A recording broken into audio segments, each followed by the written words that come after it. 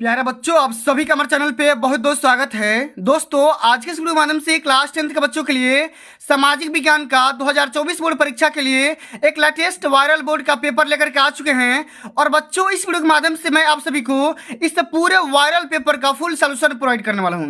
दोस्तों, ये वीडियो उन विद्यार्थियों के लिए खास होने वाली है जो कि अब की बार 2024 बोर्ड परीक्षा में सोशल साइंस का पेपर देने वाले हैं। और इस वीडियो के माध्यम से मैं आप सभी को इस पूरे पेपर के खंड अ और खंड ब का सॉल्यूशन लेकर के आ चुका हूं। और बहुत सारे बच्चों को डाउट रहता है कि बोर्ड परीक्षा 2024 में सामाजिक विज्ञान की कॉपी कैसे लिखना है। सब कुछ मैं आप सभी को इस वीडियो के माध्यम से बताने वाला हूं, समझाने वाला हूं। इसलिए आप सभी से हम्बल रिक्वेस्ट है कि इस वीडियो को शुरू से लेकर एंड तक जरूर देख लेना।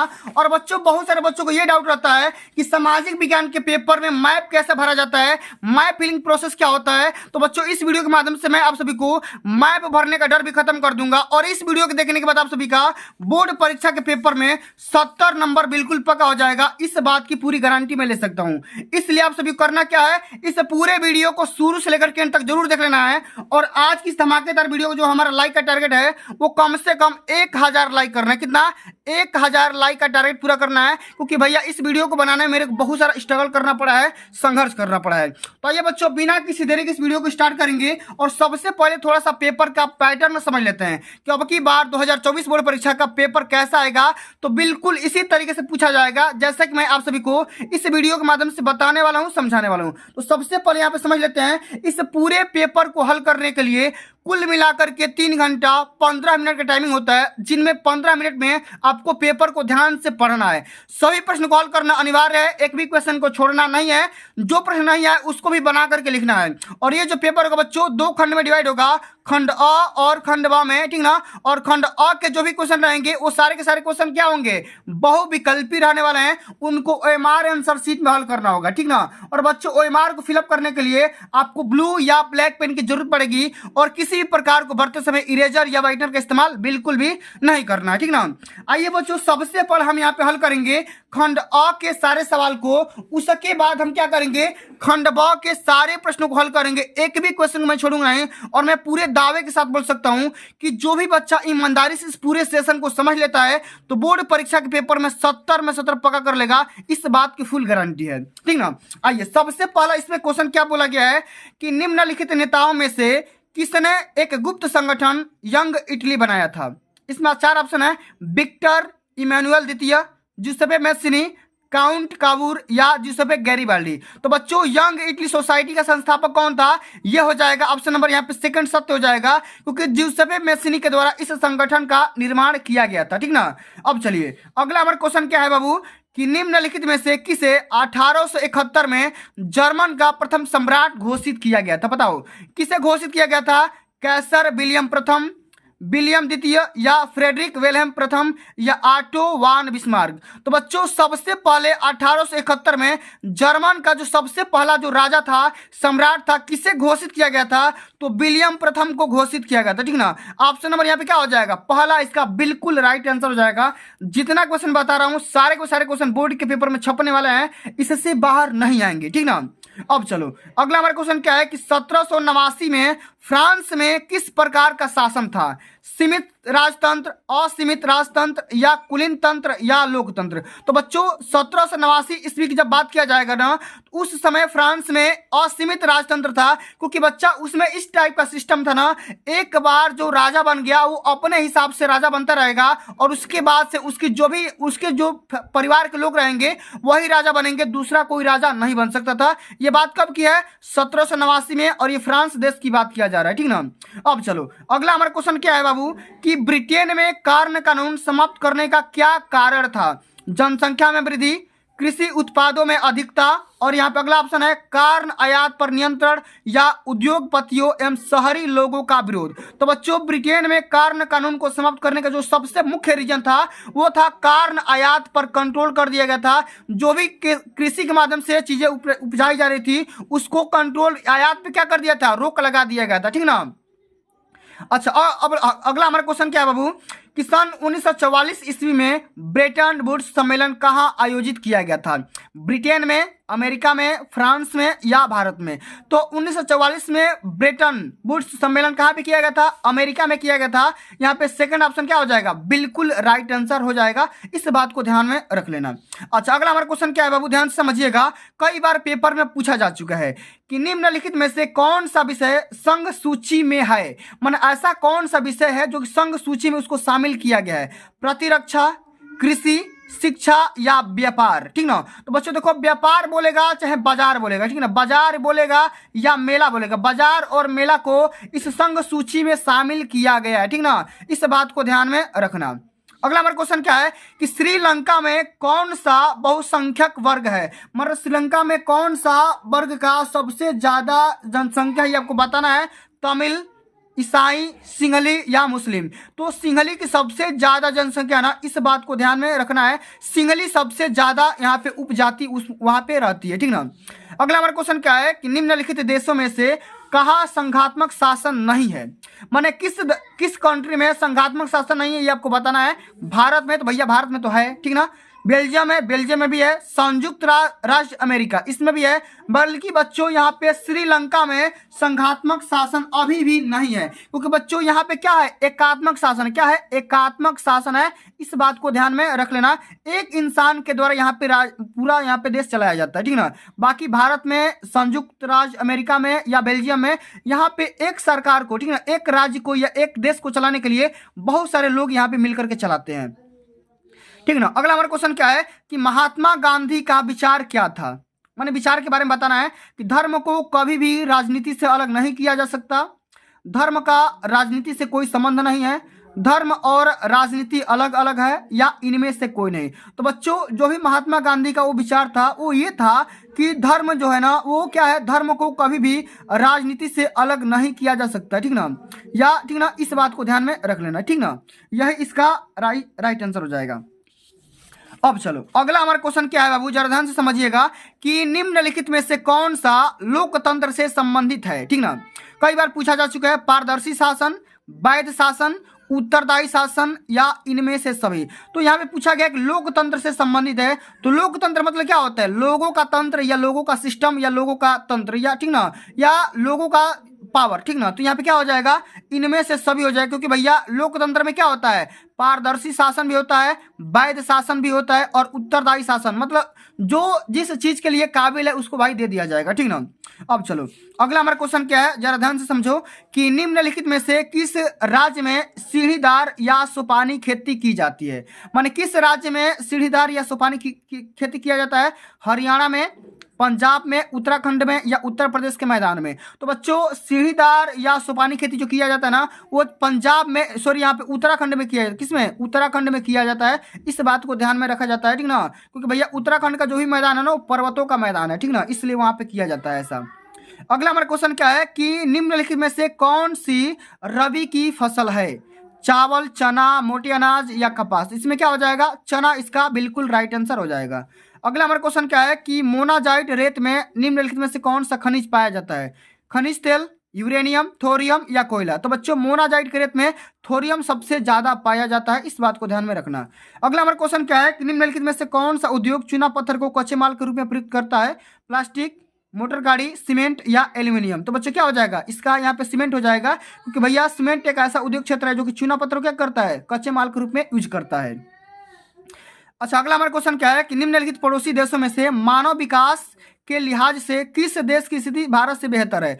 पाकिस्तान, बांग्लादेश, श्रीलंका या नेपाल? तो इसमें श्रीलंका का जो स्थान है ना भारत से सबसे अच्छा है, ठीक ना, भारत से बेहतर है, ठीक ना, किसका? श्रीलंका का, ठीक ना। अगला हमारा क्वेश्चन क्या है कि निम्नलिखित में से कौन सा खनिज धात्विक है, मेटालिक है? बताना भैया, अभ्रक, कोयला या लौह अयस्क या चूना पत्थर? तो बच्चों इसका राइट आंसर क्या हो जाएगा? धात्विक तत्व क्या हो जाएगा? ये हो जाएगा क्या? अभ्रक। क्या होगा? अभ्रक हो जाएगा। ऑप्शन नंबर यहाँ पे पहला, यहाँ पे राइट आंसर होगा। अगला हमारा क्वेश्चन क्या है, एक वस्तु का अधिकांशतः प्राकृतिक प्रक्रिया से उत्पादन माने किस क्षेत्र में सम्मिलित होती है? तो प्राकृतिक प्रक्रिया से जो भी हमें चीजें मिलती है, प्रोडक्शन होता है, उसको हम प्रारंभिक क्षेत्रक में रखा जाता है, ठीक ना, प्रारंभिक, या उसको प्राथमिक क्षेत्रक का प्राथमिक क्षेत्रक भी इसको कहा जाता है, क्या? प्राइमरी सेक्टर, ठीक ना। अगला हमारा क्वेश्चन क्या है, एंथ्रासाइट का संबंध निम्नलिखित में से किस खनिज से है? लौह अयस्क, बॉक्साइट या कोयला या सोना। तो एंथ्रासाइट का संबंध किससे है? तो कोयला से है। इस बात को ध्यान में रख लेना, ठीक ना। तीसरा ऑप्शन यहाँ पे बिल्कुल राइट आंसर हो जाएगा। अच्छा, अगला हमारा क्वेश्चन क्या है कि निम्नलिखित में से किस वर्ष बांग्लादेश ग्रामीण बैंक की स्थापना किया गया था? तो बच्चों यहाँ पे पूछा गया कि ग्रामीण बैंक की स्थापना, बांग्लादेश ग्रामीण बैंक की स्थापना कब किया गया था? 1960 में, 1980 में, 1970 में या 1950 में? तो बच्चों एक बार इसको गूगल कर लेना ना, क्योंकि भैया देखो जो बांग्लादेश ग्रामीण बैंक की जो स्थापना की गई थी मेरे हिसाब से 1976 में किया गया था। किसमें? सन 1976 ईस्वी के अंतर्गत किया गया था। इस बात को ध्यान में रखना। एक बार इसको गूगल करके एक बार चेकआउट कर लेना भाई, इसका राइट आंसर क्या होगा, ठीक ना।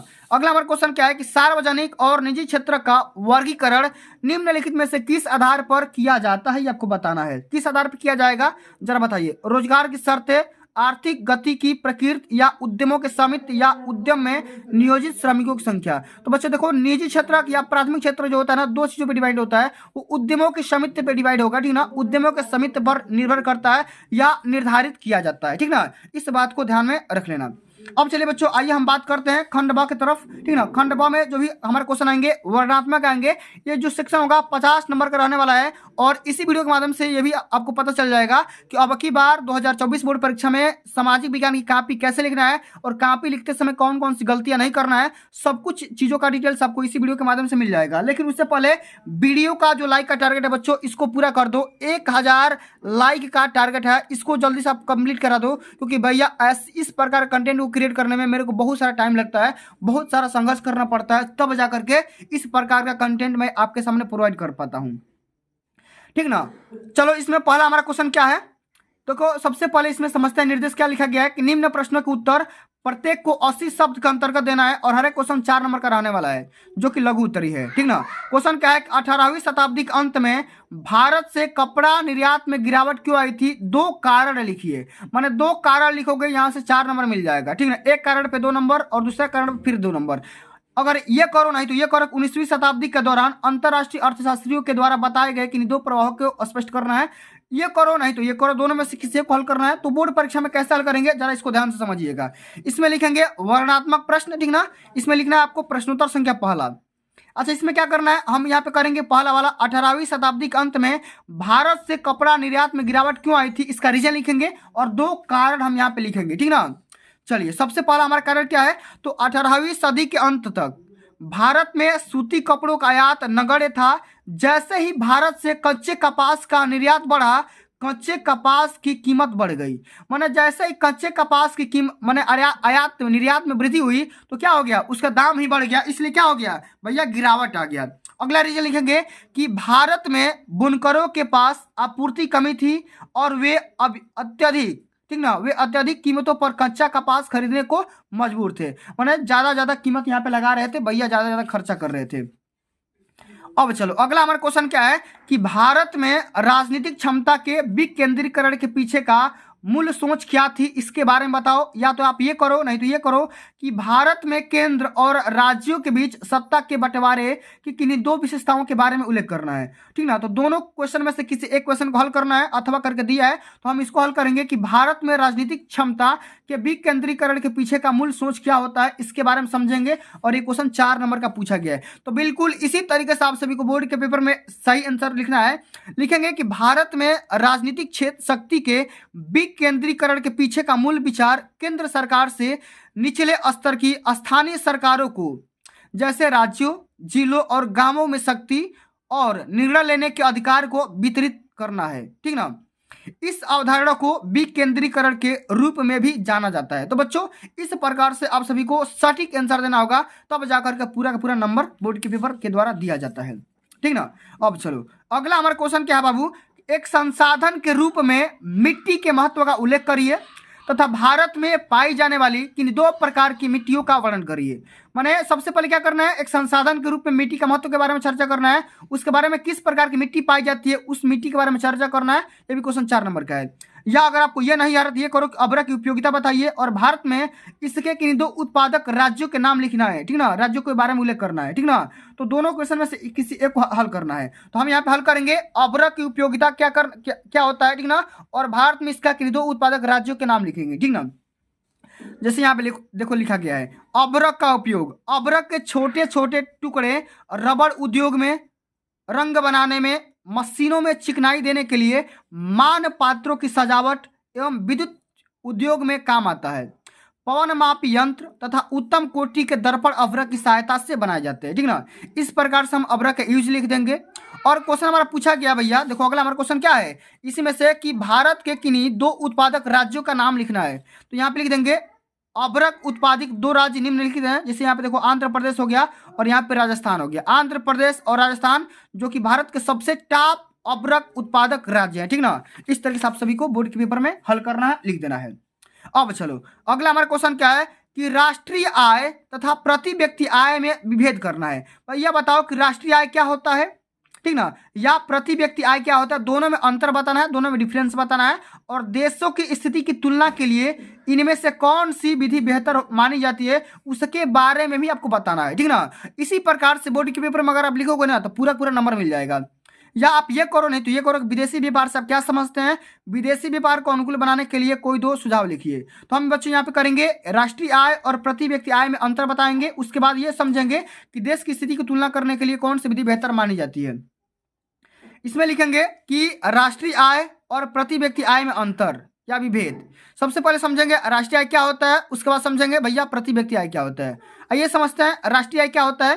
तो राष्ट्रीय आय किसी देश में वर्ष भर में उत्पादित सभी वस्तुओं तथा सेवाओं की वास्तविक राशियों का योग होता है। माने राष्ट्रीय आय में क्या होगा, तो राष्ट्रीय आय किसी भी देश में वर्ष भर में माने एक साल में कितना प्रोडक्शन हो रहा है सभी वस्तुओं पर और सेवाओं के द्वारा कितना पैसा कमाया जा रहा है, उनको हम क्या कर देंगे, जोड़ देंगे, हमारा राष्ट्रीय आय निकल करके आ जाएगा। अच्छा, प्रति व्यक्ति आय क्या होता है, तो कुल राष्ट्रीय आय में कुल जनसंख्या का भाग देने पर, कुल राष्ट्रीय आय में कुल जनसंख्या का भाग देने पर इसे ज्ञात किया जाता है।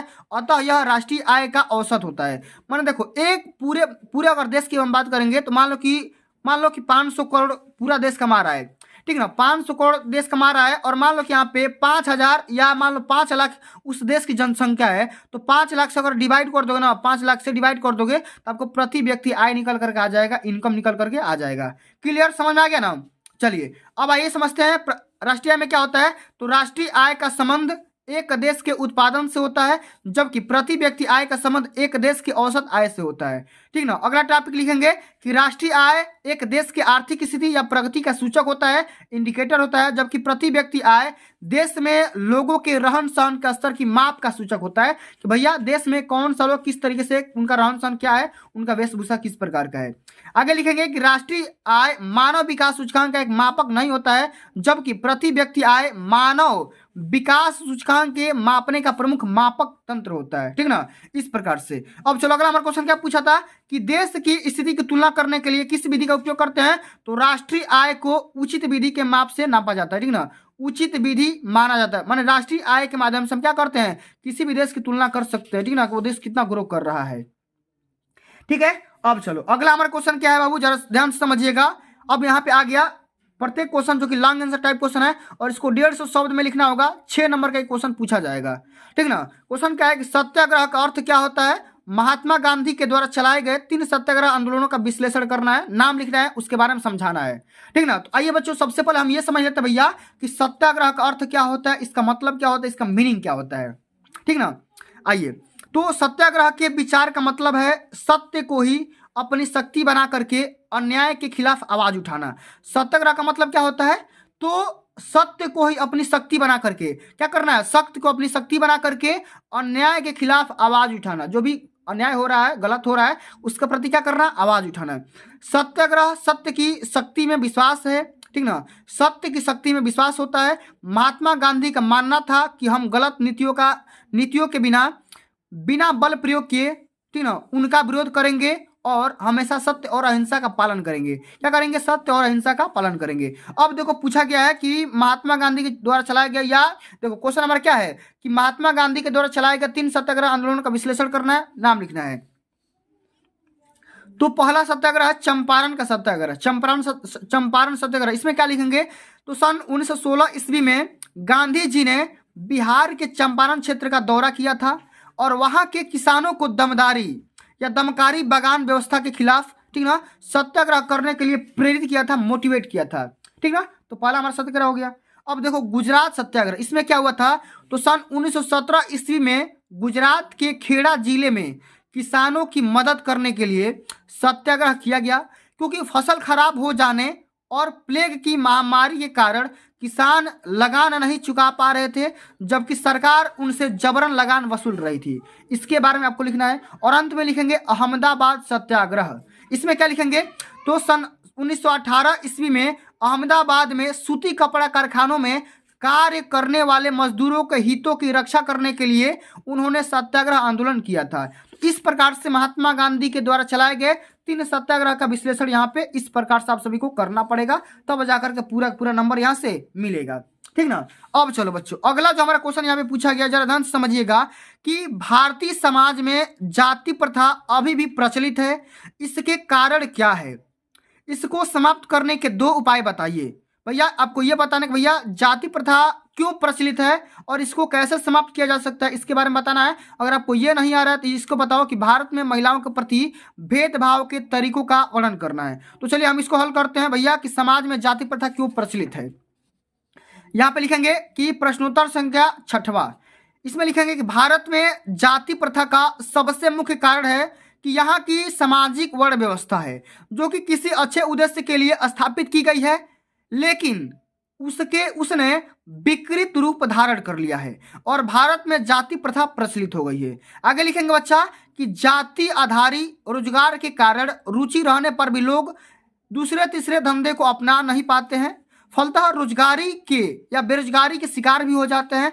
इस प्रकार जाति प्रथा भारत के लिए प्रमुख कारण प्रचलित है। ठीक ना। अब देखो अगला बार क्वेश्चन है, पूछा गया समाप्त करने के कौन कौन से उपाय बताएंगे। तो 2 उपाय मैंने यहाँ पे लिख करके लाया हुआ है कि स्कूल, कॉलेज, धर्मशाला या छात्रावास आदि के नामकरण में जाति सूचक शब्दों का प्रयोग कानूनी तौर पर निषिद्ध किया जाना चाहिए। भैया जो भी लोग स्कूल अपने नाम पे रख रहे हैं, कॉलेज अपने जाति के धर्म पे, अपने धर्म के, छात्रावास अपने धर्म के जाति के नाम पे रख रहे हैं, भैया इसका तो विरोध होना चाहिए। आगे लिखेंगे कि जाति संगठन, परिचय सम्मेलन पर कानूनी प्रतिबंध भी लगाना चाहिए। जाति प्रकार का संगठन नहीं होना चाहिए, परिचय सम्मेलन नहीं होना चाहिए, इस प्रकार का। ठीक ना। तो इस प्रकार से आप इसका विरोध कर सकते हैं, समाप्त कर सकते हैं। ठीक ना। अब चलो अगला हमारा क्वेश्चन क्या है बाबू कि गन्ने की खेती करने के लिए उपयुक्त भौगोलिक परिस्थितियों का वर्णन करिए तथा भारत में इसके किन्हीं 3 उत्पादक राज्यों का नाम लिखना है। 6 नंबर के यहाँ क्वेश्चन पूछा गया है। या ये बताओ कि भूक्षरण से आप क्या समझते हैं, इसे रोकने के लिए कोई 4 उपाय लिखिए। तो यहाँ पे हम हल करेंगे बच्चा भूक्षरण वाला। इसमें ये लिखेंगे कि भूमि के कणों को या भूमि के कणों का अपने मूल स्थान से हटने एवं दूसरे स्थान पर एकत्र होने की क्रिया को भूक्षरण या मृदा अपरदन कहा जाता है। क्या बोलेंगे कि भूमि के कणों का अपने मूल स्थान से हट जाना और दूसरे स्थान पर एकत्र हो जाने की जो भी क्रिया होता है, जो भी प्रोसेस होता है, उसको क्या बोलेंगे, भूक्षरण, भूमि का क्षय होना, या इसको हम मृदा अपरदन बोलेंगे। अच्छा, इसका रीजन क्या होता है, कारण क्या होता है, जनसंख्या विस्फोट, औद्योगिकीकरण, शहरीकरण, वन विनाश, अत्यधिक चराई या झूम कृषि या खनन, इतने प्रकार के रीजन हो सकते हैं भूक्षरण का। ठीक ना। आपको इसी तरीके से बोर्ड के पेपर में भी लिखना पड़ेगा, तब जाकर अच्छा नंबर मिलेगा। अब देखो अगला हमारा क्वेश्चन पूछा गया है कि भूक्षरण को रोकने कौन कौन से 4 उपाय हैं, उसके बारे में भी लिखना है। ठीक ना। तो सबसे पहले लिखेंगे समुचित जुताई, पट्टीदार खेती, भू परिष्करण प्रक्रियाएं या वायु अवरोधक व आश्रय आवरण। ठीक ना। इतने प्रकार के 4 उपाय लिख देंगे, आपका काम हो जाएगा, पूरा का पूरा नंबर यहाँ से स्कोर कर सकेंगे। ठीक ना। अब चलो अगला जो कि हमारा अंतिम नंबर क्वेश्चन है, लॉन्ग आंसर टाइप क्वेश्चन का, कि प्राथमिक एवं द्वितीयक क्षेत्र की विशेषताएं का विवेचना करना है। 6 नंबर में पूछा गया है। या ये बताओ कि असंगठित क्षेत्र के श्रमिकों की समस्याओं का वर्णन करना है, विवेचना करना है। तो बच्चों आइए समझते हैं भैया कि प्राथमिक एवं द्वितीय क्षेत्रों की विशेषता कैसा होता है, किस प्रकार का होता है, इसको समझते हैं। इसमें लिखेंगे प्राथमिक क्षेत्र में कि प्राथमिक क्षेत्र अर्थव्यवस्था का वह क्षेत्र होता है जो प्राकृतिक संसाधनों का सीधा उपयोग करता है, प्राकृतिक संसाधनों का सीधा यूज करेगा। इसमें कृषि, मछली पकड़ना तथा खनन भी शामिल होता है। भारत की लगभग 70% आबादी प्राथमिक क्षेत्र पर निर्भर होता है। माने इंडिया का हम बात करेंगे तो प्राथमिक क्षेत्र, प्राइमरी सेक्टर के में 70% आबादी जो है ना, इसी पे डिपेंड रहती है। ठीक ना। इस बात को ध्यान में रखना है। अब आगे बात कर रहे थे भैया कि द्वितीय क्षेत्र क्या होता है। तो द्वितीय क्षेत्र महत्वपूर्ण क्षेत्र होता है क्योंकि यह प्राथमिक और तृतीय क्षेत्र के विकास का समर्थन करता है। क्या करता है? सपोर्ट करता है। यह भारत के सकल घरेलू उत्पाद और रोजगार टोकरी में भी महत्वपूर्ण योगदान देता है। यह प्राथमिक क्षेत्र के उत्पादों को उपभोक्ता उपयोग योग्य उत्पादों में परिवर्तन करने में भी मदद करता है। मान ये बोलेंगे कि जो द्वितीय क्षेत्र होता है ना, सेकेंडरी एरिया होता है, ये क्या होता है? ये प्राथमिक क्षेत्र को सपोर्ट करता है, तृतीय क्षेत्र को भी सपोर्ट करता है, उसका विकास करता है और साथ में ये जीडीपी और रोजगार में भी साथ देता है, ठीक ना, नौकरी भी देता है, ठीक ना। अब चलिए बच्चों आगे हम बात करेंगे मानचित्र संबंधी वर्ग, ठीक ना। बोर्ड के पेपर में जो मानचित्र वाला कार्य आता है ना, वो 10 नंबर का पूछा जाता है, ठीक ना। तो बच्चों बोर्ड परीक्षा के पेपर में आप सभी को बिल्कुल इसी प्रकार का मानचित्र प्रोवाइड किया जाएगा, जैसा कि आप यहाँ पे मानचित्र नोटिस कर पा रहे हैं। इसी प्रकार का मानचित्र दिया जाएगा और आपको इसी मानचित्र में भर करके आपको हल करना होगा और इसी में से आपको 10 नंबर दिया जाएगा। तो सबसे पहले बच्चों मानचित्र को यहाँ पे अपना नाम लिखना होगा, ठीक ना। सबसे पहले अपने यहाँ पे नाम लिख देना, डेट लिख देना, अपना यहाँ पे रोल नंबर लिख देना, यहाँ पे डिवीजन लिख देना और यहाँ पे, ठीक ना, यहाँ पे ये लिख देना, ठीक ना। इतना करने के बाद अब देखो क्वेश्चन की तरफ बढ़ते हैं। तो यहाँ पे देखो क्वेश्चन में 10 नंबर का क्वेश्चन पूछा गया है। तो सबसे पहले 9A को हल करेंगे, उसके बाद 9B का सलूशन देखेंगे। पूरा मानचित्र समझ में आएगा, परेशान नहीं होना है, थोड़ा सा टाइम दो, पूरा समझ में आ जाएगा, ठीक ना। आइए सबसे पहले निर्देश को पढ़ते हैं कि निम्नलिखित स्थानों को भारत के दिए गए रेखा मानचित्र में इस चिन्ह के द्वारा नाम सहित दर्शाइए। सही नाम एवं सही अंकन के लिए आधा आधा नंबर दे दिया जाएगा। अच्छा, सबसे पहला प्रश्न क्या है बाबू कि वह स्थान जहां भारतीय राष्ट्रीय कांग्रेस का अधिवेशन हुआ था, कब हुआ था? सितंबर 1920 में हुआ था। तो बच्चों देखो, जब आप उस स्थान का नाम बता दोगे ना तो आधा नंबर, और मैप में सही जगह दर्शा दोगे तो आधा नंबर, यानी कुल मिलाकर के 1 नंबर यहां से मिल जाएगा। तो सबसे पहले बताओ, ठीक ना, सबसे पहले आप ये बताओ कि 1920 सितंबर में, ठीक ना, सितंबर 1920 में भारतीय राष्ट्रीय कांग्रेस का अधिवेशन कहाँ पे हुआ था? सबसे पहले उस जगह का नाम बताओ। उस जगह का नाम है बाबू नागपुर। क्या है? नागपुर, जो कि मुंबई वाले क्षेत्र में पड़ता है। कहाँ पे? मुंबई में। अब चलो इस मानचित्र को देख करके बताओ कि मुंबई कहाँ पे है। तो मुंबई देखो, ये वाला क्षेत्र को क्या बोलेंगे हम? मुंबई। ये देखो यहां से लेकर के इस पूरे क्षेत्र, ये मुंबई का क्षेत्र है, ठीक ना। तो इसमें हम क्या लिखेंगे? आपको क्या करना है? 9 का ए दर्शाना है, ठीक ना, 9 का ए दर्शाना है। और यहाँ पे 9 का ए, ठीक ना, सबसे पहले क्या करेंगे? प्रश्नोत्तर संख्या 9 का ए करेंगे, ठीक ना। 9 का क्या कर रहे हो? ए कर रहे हो। और ए का कौन सा सवाल कर रहे हो?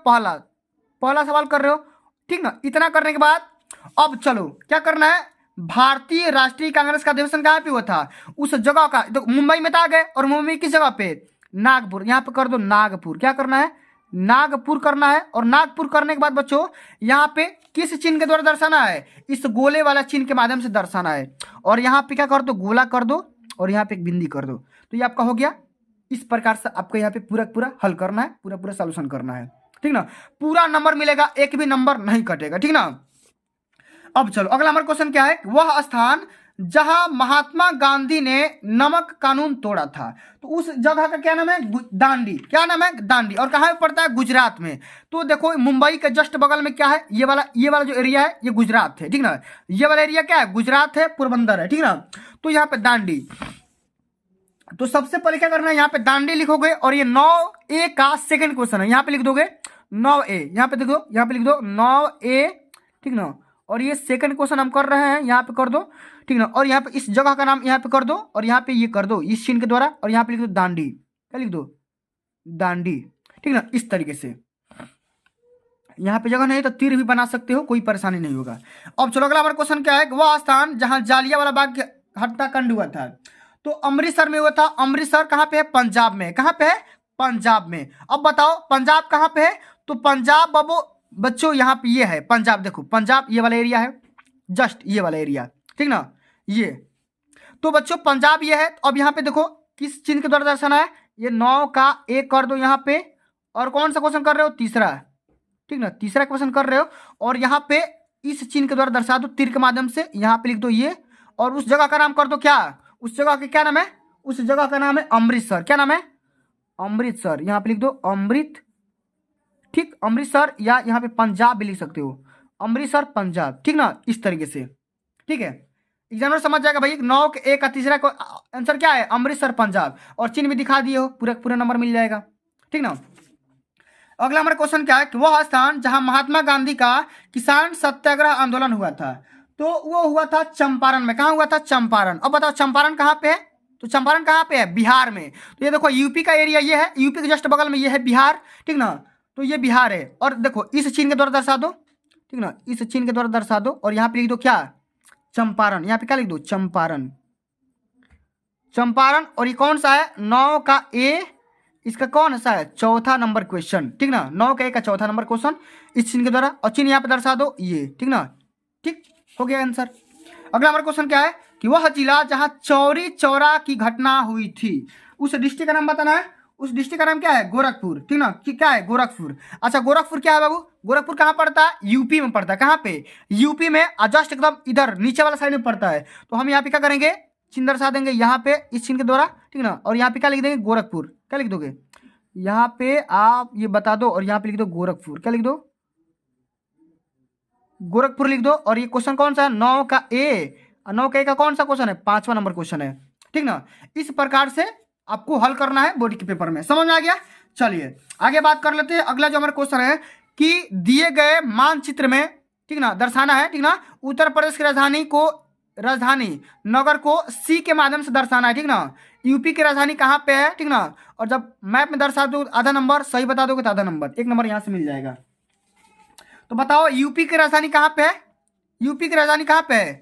लखनऊ, ठीक ना। और लखनऊ एकदम सीधा मिडिल में पड़ता है और उसको दर्शाना है, ठीक ना, किस चिन्ह के माध्यम से? आपको इस प्रकार से एक स्क्वायर कर देना है और इसमें सी लिख देना है, ठीक ना, सी, ठीक ना। और ये क्या है भैया? यहाँ पे लिख दो क्या? लखनऊ।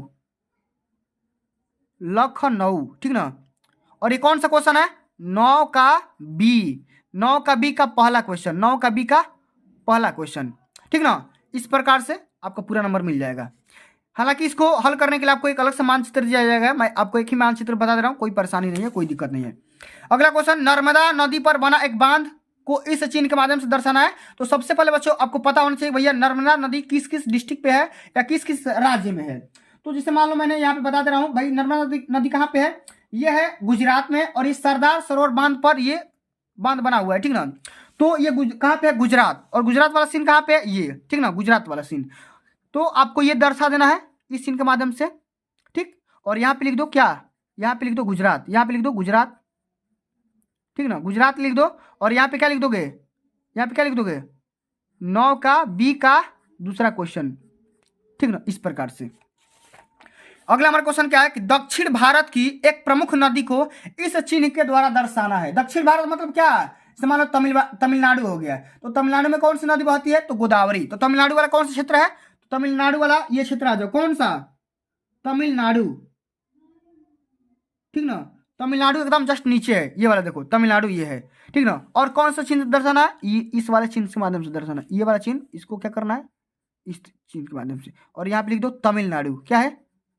तमिलनाडु, ठीक ना। और ये कौन सा क्वेश्चन है? 9 का बी का ये तीसरा क्वेश्चन है, ठीक ना। इस तरीके से हल कर देना है।